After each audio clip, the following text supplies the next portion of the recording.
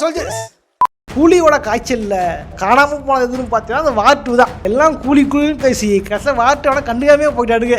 தள்ளுறா. So அப்படிப்பட்ட ஒரு காவியம் தான் இந்த வாட்டு. பொதுவாக வடக்கு படத்தில் ஒரு ஹீரோ இருந்தாலே தாங்க முடியாது, இல்லை 2 ஹீரோ வச்சுக்கிட்டு மாஸ் காட்டுன்ற பேரில் பயங்கர தமாஸ் காமிச்சிருப்பாங்க இந்த வாட்டுல. சொம்லே அந்த வாட்டு எப்படி இருந்துச்சு, இந்த படம் எல்லாம் இருக்குதா பார்க்கலாமா, எப்படிப்பட்ட கெடுக்கிட்ட படம் அப்படின்றதான் இந்த ரோஸ் பண்ணி பார்க்க போகிறோம். பார்த்துருவோம். அதுக்கு முன்னாடி யாரெல்லாம் வந்து நீங்கள் வாட்டுக்கு போனீங்களா இல்லை கூலிக்கு போனீங்களான்றத கமெண்ட்ஸை கமெண்ட் பண்ணுங்கள். அப்புறம் மறக்காமல் வந்து ஹைப் பண்ணுங்கள். ஹைப் பட்டன் கீழே கமெண்ட் பக்கத்தில் ஹைப் இருக்குது, ஹைப் வந்து லைக் பண்ணுங்கள். ஓகே ஓராசில போயிடலாம். நான் கந்தசாமி, இந்த ஷோ கலாய் கந்தசாமி.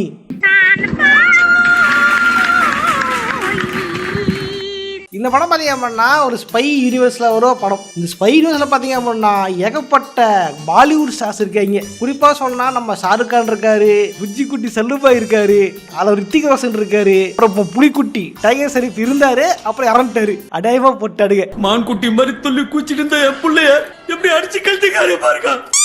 இந்த படத்தை நான் நினச்சிட்டு இருந்தேன் நம்ம என்டிஆர் கொடுத்து போட்டுருவாங்க அப்படின்ட்டு. கடைசியில் பண்ணல, மன்னிச்சு விட்டாங்க. இப்படிப்பட்ட யூனிவர்சல் படம் வருது, இது எவனா இப்போ எட்டி பாப்பான்னு பார்த்தா எல்லாம் கூலி பவர் அப்படின்ட்டு அது பக்கம் ஓட்டாடுங்க. பலாப்பழத்துல வைக்கிற மாதிரி முக்கிறாங்க. இப்படி என்ன என் பொழப்பு எப்படி வழங்கும்? சிறடாத படம் ஃபர்ஸ்ட் டைரக்ட் பண்ணதுன்னு பார்த்தீங்க அப்படின்னா சித்தார்த் ஆனந்த் அப்படின்ற டைரக்டர். தலைவன் வந்து அதுக்கு முன்னாடி எடுத்த படம் வந்து பேங் படம் திருட்டு விசிறி வாங்கி கள்ளத்தனமா பார்த்துட்டு காண்டாமிருக்க மாதிரி காண்டாயி சீடி உடச்சி போடலாம் ஒரு காலம். வாங்கி திருட்டு விசிறி இது திமுரு வேறையா எனக்கு விசாரணை சொல்றேன். விசாரணை வந்து பாருங்க, இது விசாரணை வராரா? எது நாகார்ஜுனாவா? ஒரே கலர்ல விசியா இருப்பாரியா.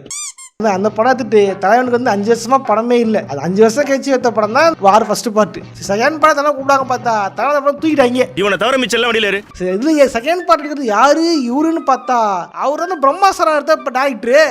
ஆல்ரெடி ஷாருக் கான்லாம் வந்து உசுர கூட சாக்ரிஃபைஸ் பண்ணா கடைசியில வந்து காதல் தான் எல்லாம், காதல் தான் பிரபஞ்சன்ட்டு காதலே வந்து ஓலாக்கா போட்டுருவாங்க. அவளை கூட்டு வந்து இது எடுக்கிறீங்களே, இது எங்க விளக்குமா அப்படி யோசிக்கிட்டு இருந்தேன். நினைச்சா மாதிரி படம் விளக்காம போயிடுச்சு. சீரியஸ்லி நான்லாம் பிரம்மாஸ்திரம் படம் பார்த்து ரொம்ப அஃபண்ட் ஆயிட்டேன். நானும் போகுது பாக்குறேன், முடிவே இல்லாம போய்கிட்டே இருக்கு. என் தலைவன் ஷாருக் கான்லாம் உயிர் தியாகம்லாம் பண்ணான் அந்த படத்துக்கு. பார்த்தா கடைசியில நீங்க பண்ணதெல்லாம் வேஸ்ட், நீங்க எல்லாம் போங்க. எல்லாத்துக்கும் காரணம் காதல் தான். இந்த பிரபஞ்சத்துக்கே ரன்பீர் கபூர் ஆலியா பட்டோட காதல் தான் இந்த பிரபஞ்சத்தை காப்பாத்துச்சு. காதல் எதிரிகளையும் நேசிக்க கற்றுத்தரும், எல்லோரும் காதலியுங்க அப்படின்னு சொல்லி முடிச்சு இன்னுமா நீங்க இங்க உட்கார்ந்துட்டு இருக்கீங்க, ஏஞ்சி போங்கடா அந்த மாதிரி பண்ணிட்டாங்க. யாரெல்லாம் பிரம்மாஸ்திரம் படம் பார்த்து என்ன மாதிரி அஃபெண்ட் ஆன ஷாருக் கான் ஃபேன்ஸ் எல்லாம் கமெண்ட் பண்ணுங்க. எனக்கு அதை படத்துக்கு ரோஸ் பண்ண ஆசை தான், என்ன பண்றது எல்லாம் வந்து சில குரூப் சண்டைக்கு வருவாங்க. அதான் சொல்லு, நீ தான் தைரியமான ஆளத்தை சொல்லு.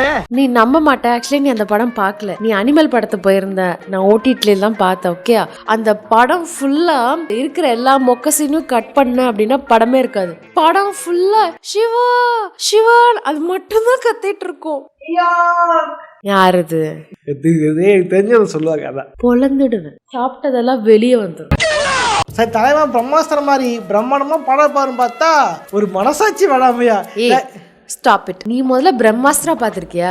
அது எவ்வளவு பிரம்மாண்டமா இருக்கும்னு பாத்தியா? இந்த பக்கம் நெருப்பு எரியும், டோர் மேட்டை தாண்டுற மாதிரி தாண்டி போவாங்க, தண்ணி கொதிக்கும். அவ்வளோ பிரம்மாண்டமா எடுத்தவங்க கூட்டிட்டு வந்து நீ வார் எடுத்திருக்காங்க. அப்ப எப்படி இருக்கும்? என்னதான் ஒரு மனசாட்சி இடாமையா?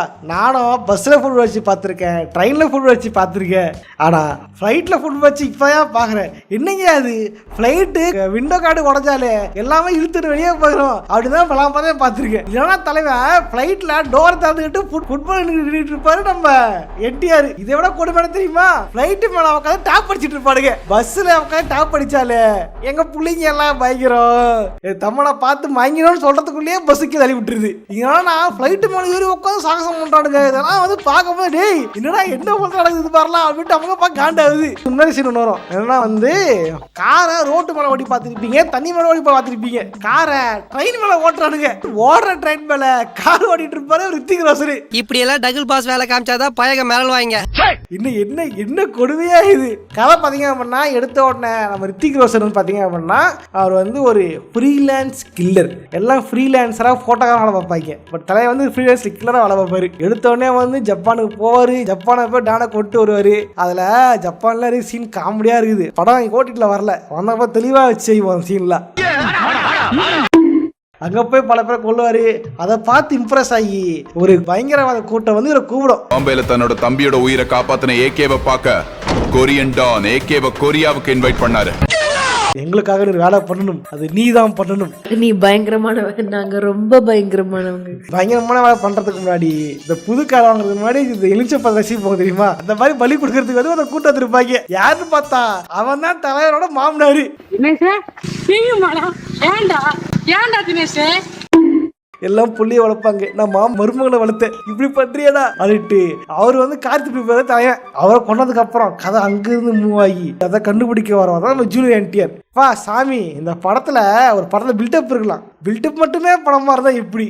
விடு அது பில்டப்ன்ற பேர்ல என்னென்னமோ பண்ணிருக்குது. முதல்ல ரித்திக் ரோஷன் பில்டப் சீன் காட்டுன்ற பேர்ல ஒரு ½ அன் அவர் ஓட்டினானுங்க.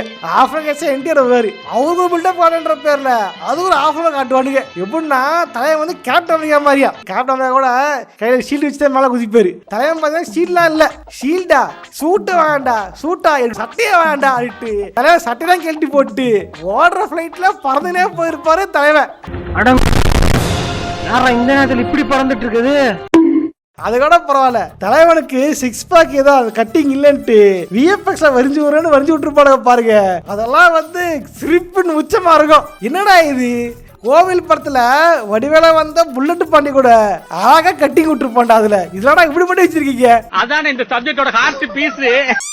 என்னமா இவர் வந்து ரோட்ல சுத்திட்டு இருப்பாராமா சின்ன வயசுல. ஒருத்தன் கூப்பிட்டு போயிட்டு தின்றதுக்கு சோறு தங்குறதுக்கு இடம் எல்லாம் கொடுக்குறேன், நீ வந்து இந்தியன் ஆர்மில சேர்ந்துருப்பா, ஜாயின் பண்ணிருப்பான்ட்டு ஒரு ஆஃபர் கொடுத்துருப்பா. அப்படி தலைவன் வந்து no I am not working for you, தனியா போய் தனியா இருந்துக்கிறேன் அப்படின்னு இருப்பா. அப்படி தனியா போய் என்ன பண்ணுவேன்னு கேட்டா வேற பிக் பாக்கெட் தான் திருடனா.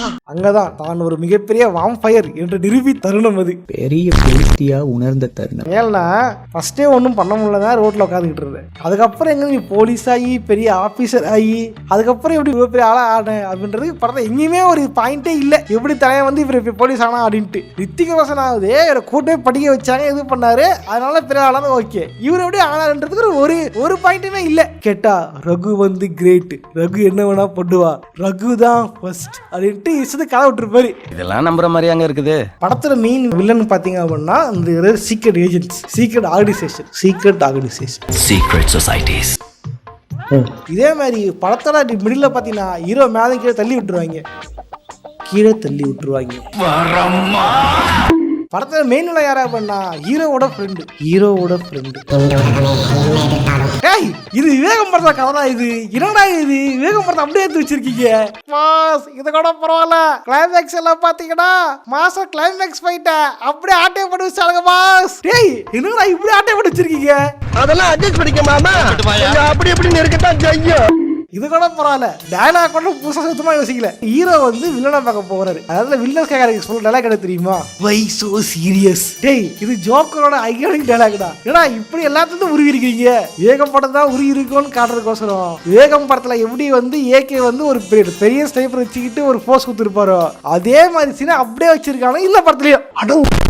பொதுவாக ஒரு படத்துக்கு ஒரு கதைக்கு ஒரு ஆக்ஷன் சீன் தேவைப்படும், அது ஆக்ஷன் சீன் எடுப்பாங்க. அது வந்து ஒரு கன்வீனியா இருக்கும், பார்க்க நல்லா இருக்கும். இதை பார்த்தீங்கன்னா கதை இருக்குதோ இல்லையோ சும்மா சண்டை போட்டிருப்பானுங்க, சும்மா வந்து ஃபைட் எடுத்து பறப்பானுங்க, சும்மா வந்து ஒரு இருக்கிற ப்ரொடியூசர் காசுல வந்து நாம போட்டிருப்பாடுங்க. இதான் சொல்லணும்னா எல்லா வண்டியும் ஒரு ஃபைட் சீனை வச்சுக்க அப்படின்னு சொல்ற மாதிரி படத்தை எல்லா வண்டியும் டிக் பண்ணாம வச்சிருப்பானுங்க. ஹீரோவுக்கும் வில்லனுக்கும் முதல்ல கார்ல ஒரு சண்டை டிக், அப்புறம் ஹீரோக்கும் வில்லனுக்கும் ஃபிளைட்ல ஒரு சண்டை டிக், அப்புறம் ஹீரோக்கும் வில்லனுக்கும் போட்ல சண்டை அதுவும் டிக். இந்த மாதிரி இருக்கிற எல்லா வண்டியும் வச்சு எல்லா சண்டையும் போட்டாலே இந்த படத்துல இது கூட பரவாயில்லடா. போட் எடுத்துட்டு போயிட்டு ரேஸ்ல போய் விட்டீங்க தெரியுமா, ரேஸ் வண்டி போயிட்டு இருக்குமா கார் ரேஸ் ஸ்டேடியத்துக்குள்ள தலைவன் வந்து போட் வச்சு ஓடிட்டு இருப்பாரு. என்னடா ரோட்ல படம் ஓட்டுற? எது ரோட்லயா? கடல்ல தானே போயிட்டு எப்படி கரைக்கு வந்துச்சு? அடங்கப்பா. ஆக்சுவலி ரேஸ்குள்ள வந்தோடனே போட் நின்றுச்சு, அப்படி கீழே விழுந்துருச்சு, உடஞ்சிச்சா கூட அது வந்த ஸ்பீடுக்கு அந்த ரேஸ் கோர்ஸையும் தாண்டி மறுபடியும் தண்ணியில வரும். அட கன்றாவியே, இதுதான் ஏத்துக்கவே முடியாது. என்ன இளவையா அது என்னையா எடுத்து வச்சிருக்கீங்க?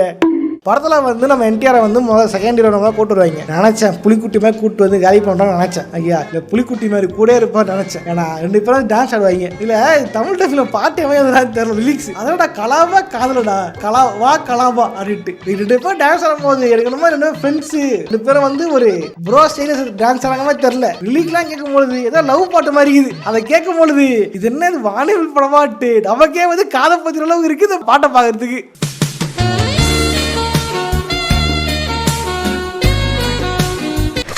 அதுவும் வந்து ஜூனியர் என்டிஆர் வந்து போலீஸ், ரித்திக் ரோஷன் வந்து ஒரு ரா ஏஜென்ட். அவங்க 2 பேரும் ஜாலியா பாட்டு பாடி டான்ஸ்க்கு வைப் பண்ணிக்கிட்டு இருப்பாங்க. அது ரித்திக் ரோஷன் வந்து யார்கிட்டயும் சொல்லக்கூடாதுன்ட்டு எவங்கிட்ட சொல்லக்கூடாது அவங்ககிட்ட சொல்றாரு. ரித்திக் ரோஷன் என்ன இவ்வளவு மகிழ்ச்சியா இருக்கீங்க, இதுல வேற சொல்லுவாரு நீ யார் நம்பிக்கையா தெரியல நீ நம்பிக்கையா தெரிஞ்ச அப்படின்ட்டு. கடைசியில பார்த்தா மெயின் வில்லனே என்டிஆர் தான். அவன் தான்டா இன்னைக்கு பெரிய வேலை பார்த்து விட்டு போயிட்டான்.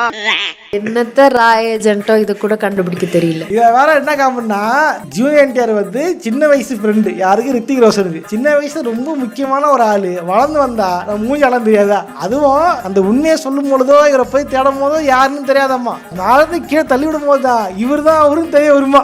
யார் அது? என்ன வடிவேலு எப்படி இருக்க, நல்லா இருக்கியா?